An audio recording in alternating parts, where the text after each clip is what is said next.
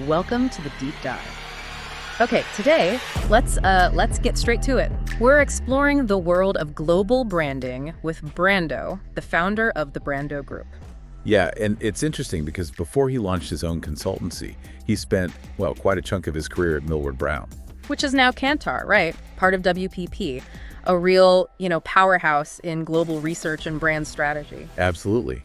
And what's really key about his time there, I think, is just the sheer variety. He wasn't stuck in one niche. He worked across loads of different industries, different categories, companies, brands, you name it.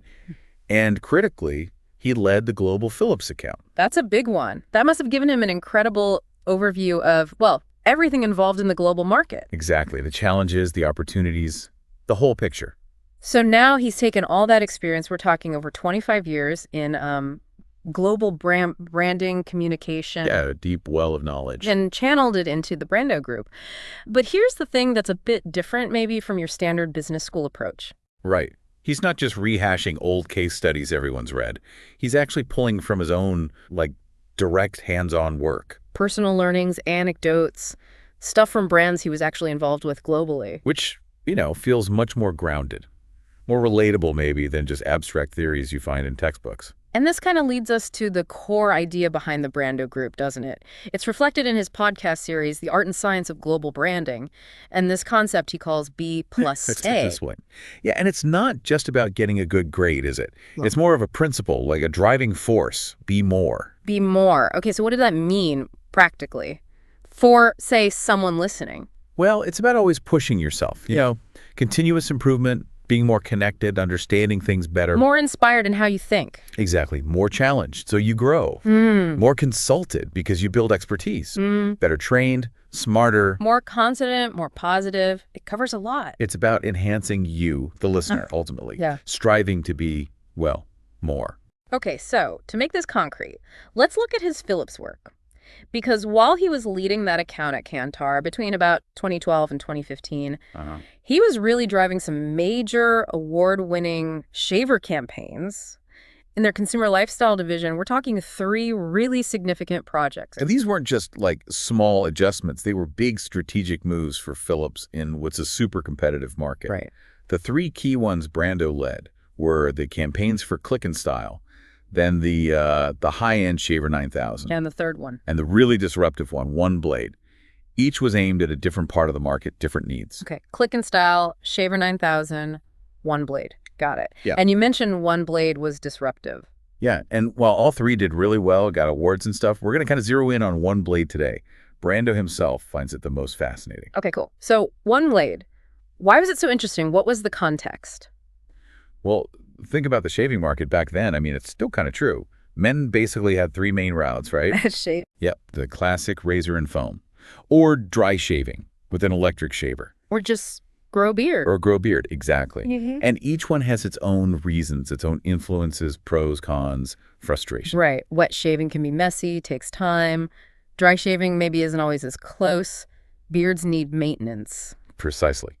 So Philips developed OneBlade as this genuine innovation, something designed specifically to tackle those, pain points associated with all the traditional options. Well, trying to be the best of all worlds, sort of. Kind of, yeah. Or at least address the downsides. And what's really insightful is how early Brando got involved. He didn't just come in at the end to test an ad. Oh. No, he started right at the beginning, moderating qualitative research groups. In Germany, initially. Okay. What were they looking at? Really early stuff. Secret prototypes, exploring potential features, benefits, trying to understand what would actually click with users. Wow, so right in the development phase. Deep in it. And his role grew pretty quickly from just those German groups. Philips HQ in Amsterdam saw what he was bringing. And they brought him in on a bigger scale. Exactly. They asked him to lead the whole research effort, qualitative and quantitative, across all their main global markets. So this went way beyond Germany, a truly global deep dive. Totally. It spanned about 2 years. Him and the wider team, Philips people, ad agency folks, the research consultancy. Immersing themselves in shaving behavior. Completely. Yeah. How guys shaved, why they shaved that way, what frustrated them. The whole process, the ritual even. And this was all feeding into refining this new Philips innovation. Yes, which even back then, the team felt could be, huge. A real evolution, as they apparently called it. Yeah. Especially in what they termed beard countries. Places where beards are maybe more culturally significant or just more common. Yeah, exactly. They thought this could really shake things up there. And how did they research? What methods? It was pretty thorough. They did in-house stuff, so guys used the prototypes in their own bathrooms, real life. Makes sense. And on-site testing, too. Then later, they dug into the messaging. What's the emotional hook? What are the functional benefits we need to shout about? Sounds intense. Must have been quite a buzz around it. Oh, yeah. Brando's mentioned there was this strong feeling like they really had the future of shaving right there in their hands. Yeah. Especially thinking about those beer markets. The future of shaving. Strong claim. Well, they believed it. And speaking of beards, this leads to a pretty fun little anecdote. Oh, go on. Even Jürgen Klopp, the football manager, famous for his beard, former Liverpool coach. Klopp! No way! What about him? He actually tried the OneBlade. Seriously? Mr. Beard himself? How did that happen? Well, there's a bit of history. Philip Germany had actually worked with him before, back in 2012. He was a brand ambassador for them. Okay, so there was a connection. Right. And apparently there's even a story about them giving him a proper shave with their top-end shaver at the time, the Shaver 9000. Wow, so they shaved his beard off then? Or just a trim? I think it was a full shave back then for some campaign stuff. But the point is, the connection existed. Okay. So once OneBlade launched, and everyone saw what it could do, trimming, edging, shaving, but differently. Phillips, knowing Klopp, his history with the brand, and, well, his very famous beard, they made sure he got one to try. That's brilliant. It kind of speaks volumes if they wanted someone known for a beard to test it out. Exactly. It underlines how different they felt this product was. Yes. It wasn't just another shaver. It could handle beard styles, too. So there you have it. A little look inside the OneBlade story driven by Brando's work. It really shows how crucial that deep research is, right? Understanding what really bugs consumers. Absolutely. You can't just guess. And if you tie it back to that B+ idea from the Brando group. E more. Yeah, this project is a great example. Being more connected to consumers through that intense research.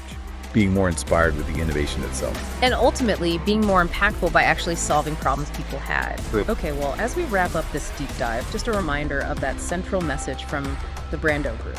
B plus whole. Always aim to be more. Yeah, whatever you're working on, hopefully hearing about this project gives a bit of inspiration for that. We hope so. We hope you found these insights useful, maybe gave you something to think about. And definitely, if you want to hear more stories like this, more insights from Brando's experience, check out the other B+ podcast stories. Always more to learn. Thanks for joining us on the Deep Dive.